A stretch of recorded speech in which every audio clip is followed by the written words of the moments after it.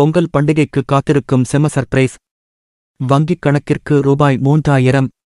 தமிழ்நாடு அரசு mass plan. ஒவ்வொரு ஆண்டும் பொங்கல் பரிசுத் தொகை மற்றும் பரிசுத் தொகுப்பு வழங்கப்பட்டு வரும் நிலையில் அடுத்த ஆண்டு லோக்சபா தேர்தல் வரவுள்ளதால் பொங்கல் பரிசுத் தொகை அதிகரிக்கப்படலாம் என்று கூறப்படுகிறது. ஏற்கனவே தமிழ்நாடு அரசு தகுதியுள்ள குடும்பத் தலைவிகளுக்கு 1000 ரூபாய் உரிமைத்தொகை வழங்கி வருகிறது. அதுமட்டுமின்றி சென்னை உள்ளிட்ட 4 மாவட்டங்களுக்கும் தென் மாவட்டங்களுக்கும் வெள்ள நிவாரண நிதியும் வழங்கப்பட்டு வருகிறது.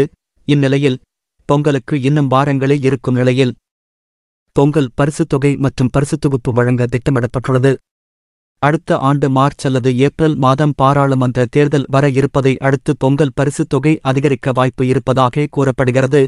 தலைமைச் செயலக வட்டாரங்கள் இதுகுறித்து கூறியபோது, இந்த ஆண்டு பொங்கல் பரிசுத் தொகை 2000 கிடைக்க வாய்ப்பு இருப்பதாக தெரிகிறது.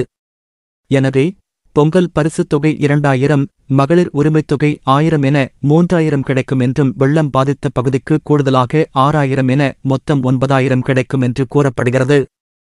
இந்த மாதிரி வரக்கூடிய செய்திகள் அனைத்தும் உடனுக்குடன் தெரிஞ்சுக்கணும் அப்படின்னா நம்ம சேனலை சப்ஸ்கிரைப் பண்ணிக்கோங்க. கூடவே சைடில் இருக்கிற பெல் பட்டனை கிளிக் பண்ணிக்கோங்க.